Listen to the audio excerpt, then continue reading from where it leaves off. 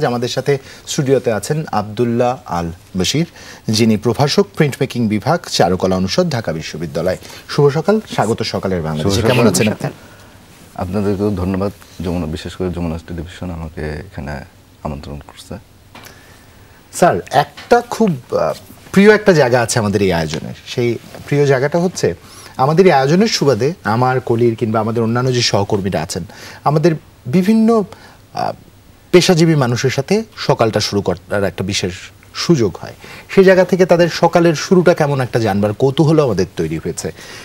একজন শিক্ষক যিনি ছবি আঁকা শেখান এবং পড়ান, তার সকালের শুরুটা কেমন হয়? এটা একটা ভিন্ন রকম শুরু আমাদের জন্য, একটু আমরা জানতে চাই। সকালের শুরুটা আমার মানে লাইফ স্টাইলটা একটু চেঞ্জ হয়েছে। আমি যখন ফ্রিল্যান্স আর্টিস্ট হিসেবে ছিলাম ওই সময় একভাবে চলতাম, এখন আবার একটু এলোমেলো হয়ে গেছে। তারপর আমি চেষ্টা করি খুব ভোরে ওঠার। বিশেষ করে আমি আগে উঠতাম হচ্ছে 3:30-3:40 উঠতাম। কারণ কি আপনি একটা জানেন, ওয়েদার চেঞ্জ হয় কিন্তু ওই সময়। এশিয়ার যে রেখায় পড়ছে মানে এই অঞ্চলের একটা আবহাওয়াগতভাবে, পরিবেশগতভাবে চেঞ্জ হয় 3:45-40 সময়। এই সময় কিন্তু আপনার মোরগ ডাকে। আপনি যদি কখনো ভোরে ওঠেন দেখবেন ওই সময় মোরগ ডেকে ওঠে, ওই সময় ফুল ফোটে। সো আমাদের ওই সময়টা ওঠা উচিত। তারপর আমি ওই সময়টা ওঠার একটা হ্যাবিট ছিল, এখন একটু এলোমেলো হয়ে গেছে, কাজের বাস্তবতা হয়তো একটু এলোমেলো হয়ে গেছে। স্যার, এই যে একটা চমৎকার কথা বলেন, ঢাকায় থেকে এই সুযোগটা আমাদের অনেকেরই এখন হয় না। আপনার কি বেড়ে ওঠা ঢাকাতে, এই চমৎকার মুহূর্তটা উপভোগের সুযোগ? বেড়ে ওঠা ঢাকাতেই। আচ্ছা, বেড়ে ওঠা মানে হচ্ছে আমার খুলনায় বেড়ে ওঠা। আমি 2005 থেকে ঢাকায় থাকি। আর এটা হচ্ছে আপনার আমার একটা লাইফ স্টাইলের পার্ট। আমি ভোরে উঠে আপনার এটা এক্সারসাইজ করি, দেন আমি মেডিটেশন করি। দেন আমার ওয়াটার কালার কাজগুলো হয়তো দেখছেন, এটা কিন্তু রিয়েলিস্টিক কাজ। আমি একটা ধারা চেষ্টা করছি। আচ্ছা, এই চর্চাটা বলতে গেলে বাংলাদেশে খুবই রেয়ার। হ্যাঁ, তা আমার সৌভাগ্যক্রমে আমার চায়না যাওয়া হয়েছিল, ওখানে যে রিয়েলিস্টিক কাজগুলো দেখে আমি অনুপ্রাণিত হই এবং এই কাজটার, এই ধারাটা বাংলাদেশে ধারাবাহিকভাবে করবার চেষ্টা করছেন আপনি। আমি ধীরে পরপর বলি, আমি যখন সকালে উঠি তখন হচ্ছে আমার কাজটা থাকে এই মেডিটেশনের পর আমি এই কাজটা করি। ফলে ফুল কনসেন্ট্রেশনটা আমি দিতে পারি। এবং আমি কিন্তু 1 ঘন্টা ওইটা কাজটা করি। দেন আমি হচ্ছে একটু কিছু নাস্তা খাই, লেবু জল, দেন মানে পুরোটা প্রসেস আসলে আপনার কাছে একটা সকালটা খুব সুন্দরভাবে, তো সকালটা দিনের শুরুটা সুন্দর করে করতে চান। সকালটা যদি আমি সুন্দরভাবে শুরু করতে পারি তো শেষটা আমার ভালো হয়। সুন্দর। এই যে আপনি দিনের শুরুটা সুন্দর করে করেন, আর সজীবতা কাজ করে। এইটাই আমাদের উদ্দেশ্য। এই জন্য আসলে সকালের শুরুটা একটু দর্শকদের বলতে চাই, জানতে চাই আমাদের চারপাশে মানুষ কিন্তু কত পার্সেন্ট, এক একজন মানুষ কত পার্সেন্ট জীবিত, এটাও দেখার বিষয়। আপনি যদি সকালটা শুরু করতে পারেন, আপনার ভিতরে সজীবতা সেই পরিমাণ কাজ করবে। একদম। বাহ, একটু দর্শকদের বলা প্রয়োজন। দর্শকরা কৌতূহলী মনে জিজ্ঞাসা করতে পারেন কিংবা বিরক্তি নিয়ে আমরা প্রতিদিন সকালবেলা একই প্রশ্নের উত্তর কেন জানবার চেষ্টা করি, কেন আমরা জিজ্ঞেস করি। উদ্দেশ্য এখানেই আসলে আপনাদের একটা ছোট্ট তথ্য বা ছোট্ট একটা বার্তা পৌঁছে দেওয়া, যে সকালে ঠিক কোন সময়টায় কি যোগ হয় প্রকৃতির কাছ থেকে, প্রকৃতির যে জীবনী বা সঞ্চারণী শক্তি, সেই শক্তির ঠিক কোন সময়টায় সংযোগ ঘটানো গেলে সৃষ্টিকর্তা, প্রকৃতি, পরিবেশ সবকিছু মিলেমিশে একাকার হয়ে যায়, সেই মুহূর্তটার খোঁজ কিন্তু আমরা আজকে একজন অতিথির কাছ থেকে পেয়ে গেছি। হ্যাঁ, একদম। এবং আপনি যখন বলছিলেন আপনার দিনের শুরুর কথা, এবং দিনের শুরুটা করে আপনি একটা ধ্যানের মাধ্যমে অথবা আপনি আপনার মনোযোগটাকে একত্রিত করে তারপর আপনি যেটা করতে ভালোবাসেন, অর্থাৎ আঁকাআঁকি, আপনি সেই জায়গাটাতে মনোনিবেশ করে থাকেন। আমার ঠিক জানবার কথা হচ্ছে, একটা মানুষের ভালো লাগা বা একটা মানুষের কাজ নিশ্চয়ই একটা তার অনেক দিনের একটা চেষ্টার জায়গা থেকে একটা মানুষ একটা জায়গাতে পৌঁছায়। আমরা অনেকেই কাজ করি, আমরা সবাই কাজ করি, যে কেউ জীবন জীবিকার তাগিদে কাজ করি, কেউ মনের জন্য কাজ করি, কেউ আবার এমন একটা কাজ হয়তো করতে পারছি যেই কাজটাকে আমি ভালোবাসি, আবার আমি সেই কাজটার মধ্যে দিয়ে বেঁচেও আছি। আপনি এই জায়গাটা যেটা তৈরি করেছেন, আপনার কাজের প্রতি যে ভালোবাসা, আপনার শিল্পের প্রতি যে ভালোবাসা, সেই জায়গাতে একটু জানতে চাই আপনি এই আগ্রহটা কিভাবে পেলেন, কি করে আপনাকে এই আঁকাআঁকি টানলো এবং আপনি আজকে এই জায়গাতে পৌঁছালেন? আমি কিন্তু মনে করি যে আমি বিশাল সৌভাগ্যবান, কারণ আমি যে জিনিসটা পছন্দ করি সেই জিনিসটাই আমি করতে পারছেন। হ্যাঁ, করতে পারছি আমার অ্যাজ এ হবি হিসাবে। সো এটা কিন্তু ইকিগাই বলে একটা বই আছে জাপানিজ, ওদের লাইফস্টাইল, একটা দ্বীপের মানুষের লাইফস্টাইল। ওই বইটা আমি পড়ে পরবর্তীতে আমি সৃষ্টিকর্তার ওই সময় থ্যাঙ্কস জানাইছি। আসলে আপনি যে জিনিসটা করে ভালোবাসেন, পছন্দ করেন, এটা করলে কিন্তু আপনার জীবনের স্ফুলিং ঘটে। সো আমি কিন্তু ছোটবেলার থেকে একটা জিনিস ছিল, আমি আমার ভাই বোনদের মধ্যে এক ভাই এক বোন, তাদের সবচেয়ে একটু ছোট ছিলাম, মানে বয়সের একটা ডিফারেন্স ছিল। সো বয়সের ডিফারেন্স থাকার কারণে আমি একাকিত্বটা করতাম। ওরা স্কুলে যেত, আমি তখন চক দিয়ে পুরো বাড়ি ভর্তি ক্যানভাস বানিয়ে ফেলতাম। আর আমার ভাই ছিল হচ্ছে খুব, মানে পড়াশোনার প্রতি খুব, সে হ্যাঁ সারাক্ষণ পড়তো। আমার ভাই এখন হচ্ছে এডিশনাল ডিএজি আছেন, এই ঢাকা এসবিতে ওনার পোস্টিং। আর বোন হচ্ছে গৃহিণী। তো ওই ও আবার ক্যারেট কলেজে পড়াশোনা করে, মানে বাড়ি ছেড়ে চলে গেছে। তো ওই সময় যে আমার একটা হয় যে একাকিত্ব, ওই একাকিত্ব থেকে আমি ছবি আঁকাটা শুরু আসলে। তা ওই ছবি আঁকতে আঁকতে এক সময় আমি স্কুলে যে পিছনের বেঞ্চে বসতাম, পিছনের বেঞ্চে বসে ডেস্কের নিচে ছবি আঁকতাম। আর ওই সময় এমন একটা টাইম ছিল, এখন ধরেন ছবি আঁকার একটা স্কুল লেভেলেও চলে গেছে, ওই সময় কিন্তু ছিল না তেমন। এমনি একটা পরীক্ষা হতো, তা অঙ্কন একটি বিষয় ছিল। আমি আপনার খাওয়ার টেবিলের নিচে, তারপর হচ্ছে খাটের নিচে লুকায় ছবি আঁকতাম। আচ্ছা। এবং ধরা পড়লে মার কাছে বকা খেতাম আর কি। আচ্ছা। আর আমি স্কুলের যে পিছনে বেঞ্চে যে ছবি আঁকতাম, ওটা হচ্ছে ভয় পেতাম, কিন্তু দেখতাম যে কখনো যদি ধরা পড়তাম, শিক্ষকরা খুব অ্যাপ্রিশিয়েট করতেন। বিশেষ করে আমার একটা ম্যাডাম ছিলেন, উনি খুবই অ্যাপ্রিশিয়েট করতেন। উনি ভবিষ্যৎবাণী করতো যে বশিরের জন্য আমরা এক সময় গর্ব। তা আমার ওই সময় লজ্জাও লাগতো, পিছনে যায় ছবি আঁকতাম আর কি। আর পড়াশোনা তো মোটেই করতাম না, কোনো রকমের 9-10 উঠে সিরিয়াস হই। আচ্ছা, মানে এবার তো পরীক্ষাটা দিয়ে পাস করে বের হতে হবে। আর ওইখান থেকে তো আঁকা কি। আর আরেকটা জিনিস হতো যে একটা দুটো কম্পিটিশনে যখন অংশগ্রহণ করতাম, বিশেষ করে নতুন কুড়িতে, যে তখন ওখানে বিচারক মণ্ডলী আমার আব্বাকে ডাইকে পাঠাইছে। মানে আমি ড্রয়িং করছি ভালো, কিন্তু রং দিতে পারিনি ভালো, কারণ আমি কোনো একাডেমিক ব্যাকগ্রাউন্ড নেই, আমি বাসায় আঁকি। তো ডেকে বলছে যে, উনি অবাক হয়েছে যে এত ছোট একটা ছেলের যে লাইন ড্রয়িং স্কিল। তা আব্বুকে ডেকে বলছে, দেখেন একে আমি সিলেক্ট করতে পারতেছি না, আমরা এর ড্রয়িং স্কিল এত ভালো, কিন্তু ও কোথায় শেখে। আব্বু কখন একটু লজ্জা পেয়ে না, ও তো কোথাও শেখে না, ও নিজে থেকে। ওকে আপনি এভাবে নষ্ট করেন না, কোথাও একখানে দিন, কারণ আমি ওকে সিলেক্ট করতে পারতেছি না, আমাদের কষ্ট লাগতেছে, ওর রঙের সেন্সটা, রংটা ভালো করে করতে পারিনি। তো ওইখান থেকে একটু একাডেমিতে যাওয়া, কিন্তু একাডেমিতে যাওয়ার পরে দেখা গেল যে একাডেমির স্যার না আসলে ওই একাডেমির যে পরিচালক আমাকে বলতো যে স্টুডেন্টদেরকে তুমি একটু করো। স্যার প্রায় আসতেন না, আমি করাবো। মানে শিক্ষক হওয়াটা তো শৈশব থেকেই লেখা ছিল, শুরু হয়ে গেছে। স্যার আপনার কথায় তো একটা ছোটবেলার ইঙ্গিত পাওয়া গেছে যে ছোট থেকেই শিক্ষক হবেন, এটা মোটামুটি নিশ্চিত আপনি করেই ফেলেছেন। 2013-তে চারুকলা সম্পন্ন করেছেন, অনার্স মাস্টার্স আপনার ফার্স্ট ক্লাস ফার্স্ট, এবং যদি আমি ভুল না করি রেকর্ড সংখ্যক মার্ক পেয়ে আপনি স্নাতক পর্যায়ের পড়ালেখার পাঠ চুকিয়েছেন। তারপর অনেক লম্বা একটা গ্যাপ দিয়ে শিক্ষকতায়, মানে এই গ্যাপে কি করেছেন, কেন এত বড় গ্যাপ পড়লো?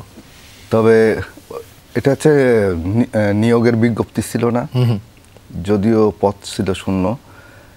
তবে এটা একটা আমার দিক দিয়ে আমাকে তৈরি করছে, আরো পরিণত হতে সহায়তা করছে। কারণ কি, যে স্ট্রাগলটা, মানে যে যুদ্ধটা, আমাদের দেশে কিন্তু এখন অনেক ফ্রিল্যান্স আর্টিস্ট আছে যারা কিন্তু স্বচ্ছভাবে চলতেছে। তা আমার ওই সময় হচ্ছে আমি কিন্তু কখনো কোনো জব করিনি, ফ্রিল্যান্সার হিসেবে কাজ করছি। আচ্ছা। এবং 17 আমার মনে হলো যে আমার বাইরে কোথাও যে পড়াশোনা করা দরকার, কারণ উটকাটটা আমার হচ্ছে একটা মিডিয়া, আমার ভালো লাগা মিডিয়া। সো এই সম্পর্কে শেখা যায় কোথায়, চায়না হচ্ছে গিয়ে আপনার একদম জন্মস্থান। সো আমি মনে করি যে আমি চায়নায় যাব। তা ভাগ্যক্রমে আমার চায়নায় স্কলারশিপ হয়, আমি ওখানে ইউনান আর্ট ইউনিভার্সিটিতে যাই তখন ওখানে স্যার আমার কাজ দেখে আমি ওখানে চ্যান্সেলরের আন্ডারে যাই। আচ্ছা। মানে চ্যান্সেলর উনি যে আমার কাজ দেখলো, দেখে বললো যে তুমি এখানে আসছো কিসের জন্য? আচ্ছা তুমি আসছো যখন, তখন অ্যাজ এ আর্টিস্ট হিসাবে তুমি এখানে কাজ করো, আমার চিন্তা করো না যে এখানে তুমি একজন মানে শিক্ষার্থী। একটু আমরা দর্শকদের দেখাতে চাই স্যার আপনার আরেকটা ভালো লাগার জায়গা, যেহেতু প্রিন্ট মেকিং এর কিছু ছবি আমাদের কাছে আছে, একটু দর্শকদের দেখাই, আমরা দেখতে দেখতে আপনার কাছে গল্পটা শুনি। তারপর কি হলো? দেন আমি ওখানে তো স্টাডি করতেছি, ওখানে আমি 2টা অ্যাওয়ার্ডও পাইছি, একটা অল মিডিয়া বেস্ট অ্যাওয়ার্ড, আবার ওখানের স্টুডেন্ট হিসাবে আপনার best foreign student of the year হয়েছি। তারপরে আমি ওখানে আরেকটা অ্যাওয়ার্ড পাই, ওটা হচ্ছে সম্মানসূচক। দেন এই করোনার সময় একটা কাজ ঘটে, আমি খুব মানে একটা জয়ফুল লাইফ লিড করতেছিলাম, ওখানে ঘোরাফেরা করতেছি, হ্যাঁ, ভাষা শেখার চেষ্টা করতেছি। স্যার বারবার বলতেছে ভাষা শেখো, কারণ কমিউনিকেশনের অনেক বড় একটা ওখানে থেকে যাওয়ার একটা ছিল। তো করোনা যখন হলো চলে আসলাম, একদম বন্দি লাইফে কিন্তু আটকে গেলাম। আপনাদের সবার এখনো মনে আছে কিনা আমার জানা নাই, মানে এটা কিন্তু আমরা ফিল করা উচিত। করোনার সময় আসলে অনেক কিছুই আমরা শিখেছি যেটা ভুলে যাবার নয়, এবং জীবন উলটপালট হয়ে গেছে একদম। আর সেই জায়গাটায় আমার মনে হয় সবচেয়ে বেশি সাধারণ এই যে জীবনযাপন আমরা যেটা করছি, এইটাকে হয়তো আমরা অনেকেই এখন আর অ্যাপ্রিশিয়েট করতে পারি না, কিন্তু করোনা সময়কালীন সময় যদি আমরা মনে করে থাকি, এই যে বন্ধুদের সাথে বসা, এই জীবনটাই তো আমরা প্রত্যাশা করেছিলাম। এখন আমরা ভালো আছি কতটুকু, মানে আমাদের থাকাটা নিয়ে প্রতিনিয়তই তো আমরা কোনো না কোনোভাবে সন্দিহান যে আমরা আসলে ভালো আছি কিনা। করোনা মহামারী কিন্তু আমাদের সেই জায়গাটাতে একবার পৌঁছে আমাদেরকে দেখিয়ে দিয়েছে যে আসলে আমরা দেখিয়ে দিয়েছে। প্রভাবিত মানে আমি যখন বাসায় চলে আসছি, আমি তো কয়েকদিনের জন্য, মানে ওখান থেকে ইউনিভার্সিটি থেকে বলছে অল্প কিছুদিনের জন্য আপনাদের দেশে পাঠিয়ে দেওয়া হচ্ছে, ওরা রিস্ক নিতে চায়নি। দেশে চলে আসছি যখন আমি একদম বন্দি, কারণ আমার কাছে কাগজ নাই, রং নাই, কিছু নাই, আমি ছবি আঁকতে পারতেছি না, এটা একটা পেন। আর একটা হচ্ছে একদম ঘরের বন্দি, আমি ঘর থেকে বেরোতে পারতেছি না। দেন আমি মোহাম্মদপুরে চলে আসি, একটা বাসা নেই ছোট, আর বৃহত্তর আর্ট ফাউন্ডেশন থেকে একটা আয়োজন করে হচ্ছে আপনার হোম আর্ট প্রজেক্ট বলে, ওরা একটা করে, ওটা আবার বেঙ্গল ফাউন্ডেশনের একটা বেঙ্গল যে গ্যালারিতে ওখানে এক্সিবিট হয়। তা ওই কাজগুলো, ওইখানে কাজ করার সময় আমি ছোটো একটা রুমে আপনার পেন্টিং করতেছি, ওইটা খাটের উপরে এসে আমার দেখা লাগতেছে, পেন্টিংয়ের তো একটা ডিসটেন্স লাগে। তা ওই হোম আর্ট প্রজেক্টটা আমাকে আসলে চেঞ্জ করছে। ওই সময় আমাকে মানে দম দিছে, নিঃশ্বাস, মানে ওই সময় কিন্তু নিঃশ্বাস আটকায় যাওয়ার মতন অবস্থা, যে আমি একটা জেল আটকা অবস্থায় একটা রুম, একটা ছোট একটা ফ্ল্যাটে, ছোট ফ্ল্যাটে চিন্তার জগতে আপনি বেঁচে ছিলেন, সেই চিন্তার জগৎটা আপনাকে বাঁচিয়ে রেখেছে। ওই সময় আমি আপনার একদিন বাজারে গেছি মাছ কিনতে, তখন যে দেখি যে খুব বেহাল অবস্থা। হ্যাঁ, তখন আমার মাছগুলো দেখে আমার মনে হয়েছে আমরাও বিভিন্ন ইয়ের থেকে আসছি, মফস্বল থেকে আসছি, তাই না? এসে কিন্তু শহরে আটকে গেছি, আমার কাছে মনে হয়েছে মফস্বলের যে স্বাধীনতা থেকে শহরে আটকে যাচ্ছি। মাছগুলো কিন্তু বিভিন্ন অঞ্চল থেকে আসতেছে, আটকা পড়েছে এখানে, আটকা পড়েছে বাজারের যে মাছের পাত্রের মধ্যে আটকা পড়ে রয়েছে, ছটপট করতে করতে মরে যাচ্ছে। তো ওই ফিল্ড থেকে আমি তখন আপনার এই মাছের সিরিজটা শুরু করি, এবং আমার একটা টার্গেট ছিল ধরার, যে আমি ওখানে একটা কিছু মাস্টার আর্টিস্টের সাথে পরিচয় হয়, আচ্ছা, চাইনিজ। তো ওনাদের কাজ দেখে আমি উদ্বুদ্ধ হই এবং ওনাদের টেকনিকগুলো একটু শিখি। তারপরে আমি অবশ্য উটকাঠের উপর কিন্তু মাস্টার্স করতে গেছি, কিন্তু উটকাঠের ওখানে আমি কিন্তু অ্যাওয়ার্ড পাচ্ছি, আবার ওয়াটার কালারটা আমি ধরার চেষ্টা করছি। আচ্ছা, সো ওই সময় আমি এই মাছের সিরিজটা শুরু করি। আচ্ছা, ওই দমবন্ধকর মাছের কাজগুলোতে দেখবেন চোখে একটা কান্না, মাছের কান্না কিন্তু কেউ ফিল করে না, মাছের চোখের যে জলটা জলেই মিশে যায়। তা ওই ফিল থেকে আমি এই ছবিগুলো শুরু করি। আচ্ছা, আর একটা জিনিস হচ্ছে গিয়ে এই সিরিজটা চালাই, আর একটা হচ্ছে গিয়ে আমার ডেনসিটি বলে একটা সিরিজ শুরু করি, যেটা হচ্ছে গিয়ে ছাদের উপর থেকে, আমি যখন ছাদে যাই, আমার বাসাটার পাশে ছাদ ছিল, ছাদের উপর থেকে যে শহরটা দেখি, তা ওই ইয়েতে যে দিগন্ত আমার ছুঁতে ইচ্ছে করে, তখন দিগন্ত ছুঁয়ে দেখব।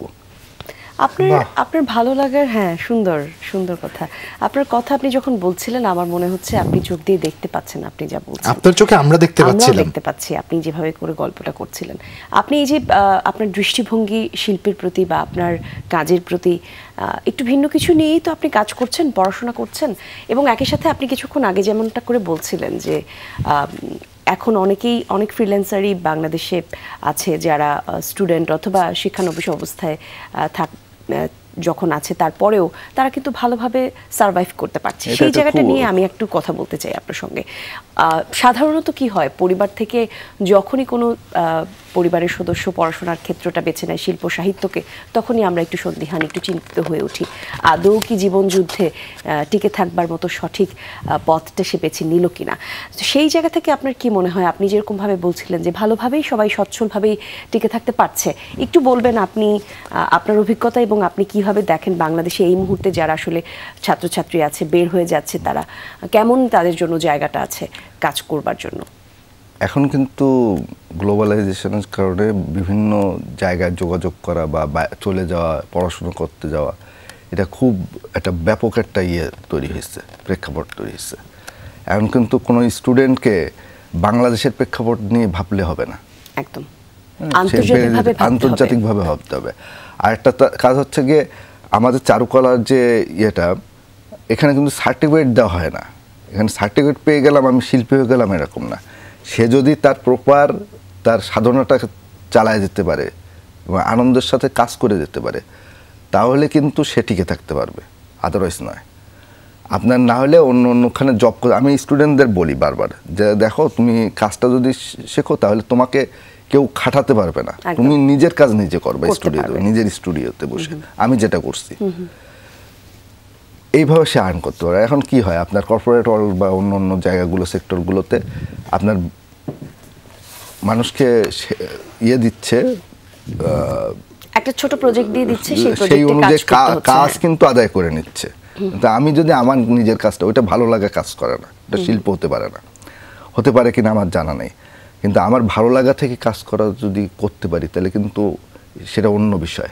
যেমন আমি কিন্তু আমার প্রতি বছরের একটা রুটিনে একটা রাখি, সেটা হচ্ছে আমি প্রত্যন্ত অঞ্চলে চলে যাই, মারায়ন্তং, বিশেষ করে এখন মারায়ন্তং, লামা, এসব জায়গায়।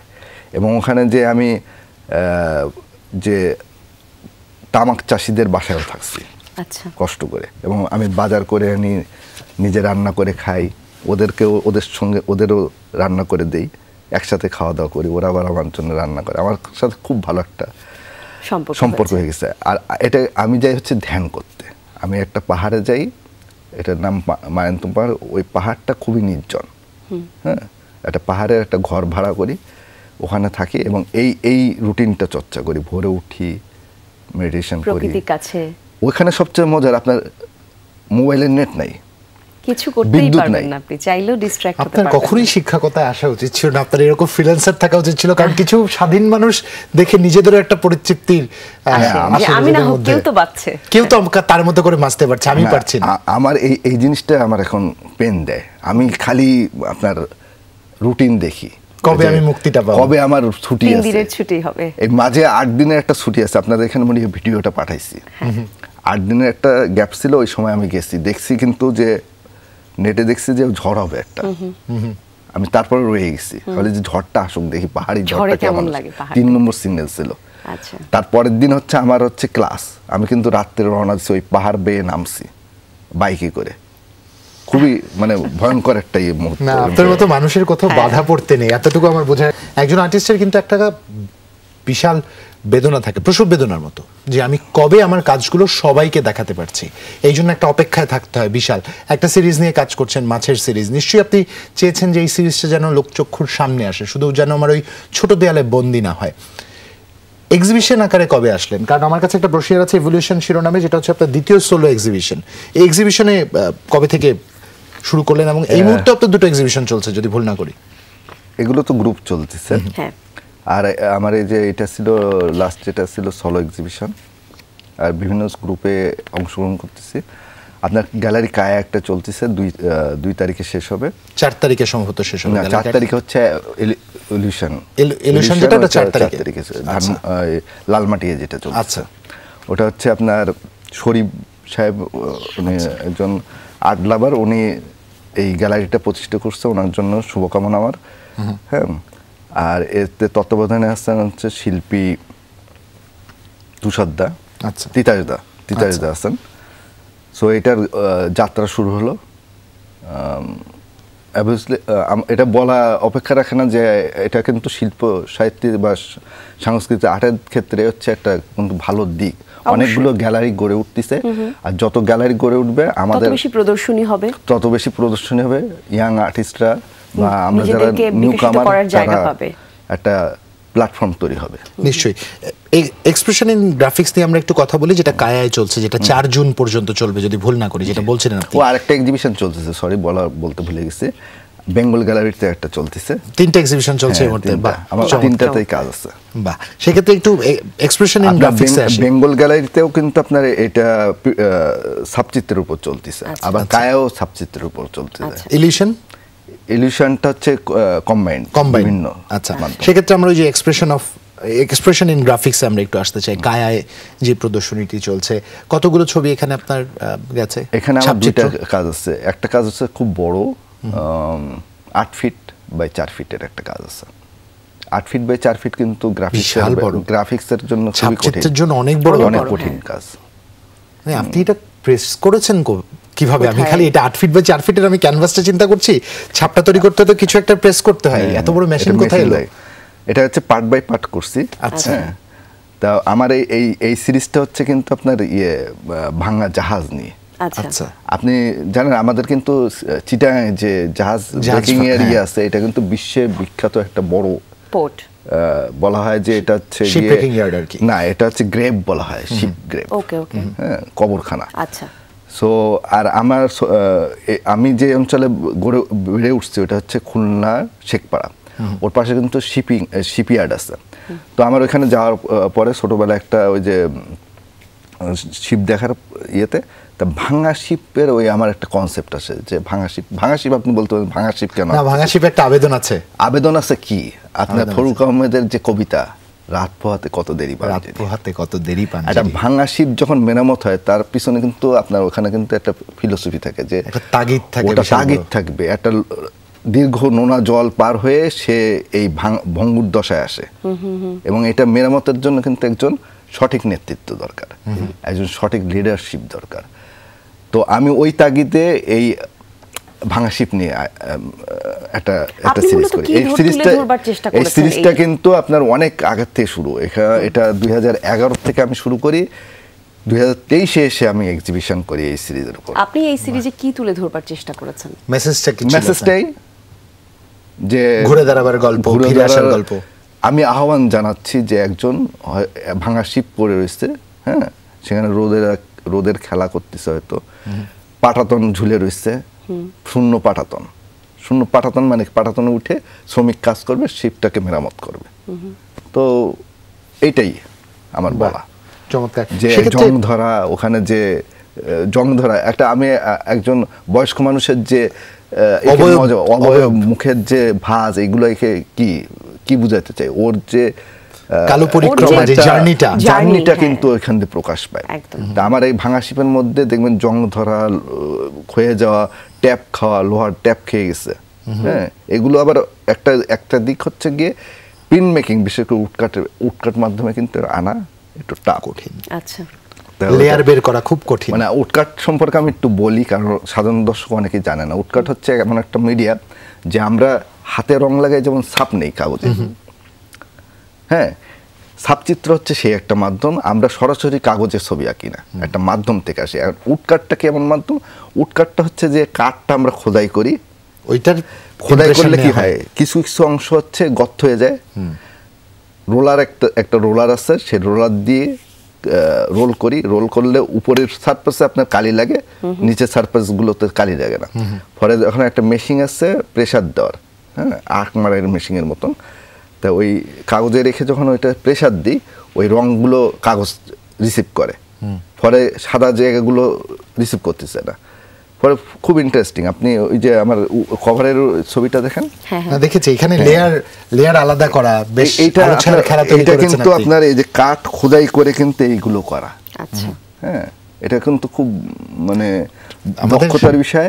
হ্যাঁ, আর অনেক সময়ের কাজটা ব্যাপার। কিন্তু অনেক আমি সময়ের ব্যাপার, পরিপাটি করে এই কাজটা না করলে তো এটা এটা বোঝা কিন্তু যাবে আমি না। চায়নার মতন জায়গায় ওয়াল মিডিয়া বেস্ট অ্যাওয়ার্ড পেয়েছি এই ছবিটার জন্য।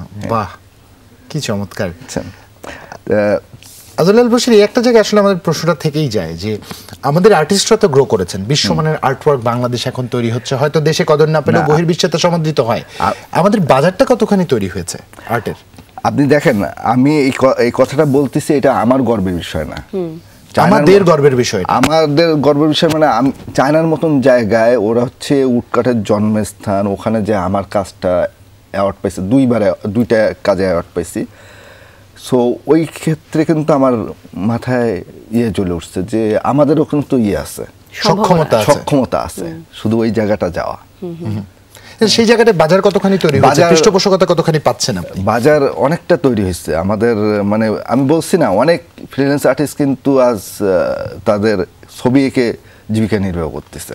সেক্ষেত্রে পৃষ্ঠপোষকতা পাওয়া যায় অবশ্যই। যেমন আমার পৃষ্ঠপোষকতা বলতে গেলে রেডিয়ান ফার্মাসিউটিক্যাল জাহিদি সাহেব আছেন, উনি আমাকে একেবারে প্রথম থেকে, আমি যখন স্টুডেন্ট তখন থেকে একটা সহযোগিতা দিয়ে আসছেন। উনি না বললেন নয়, আসলে স্যারকে অনেক শ্রদ্ধা করি আমি। উনি হচ্ছে যখন বলছেন যে তোমার কখন কি প্রয়োজন, চমৎকার মানুষ তিনি। এরকম কিছু মানুষ, যেমন আমার বড় ভাই আমাকে এই পর্যন্ত আসতে অনুপ্রেরণা জুগিয়েছে। এবং একটা কিন্তু আসে, সময় আসে যে আর্টিস্টের বিষয়ে ক্রাইসিস টাইপ, ওই সময় সাপোর্টটা দিচ্ছেন। অসংখ্য ধন্যবাদ আপনাকে। আসলে গল্পে গল্পে কখনো সময় পেরিয়ে গেছে, আমাদের হিসেব নেই। আপনাকে ধন্যবাদ এই জন্য আব্দুল্লাহ আল বশির।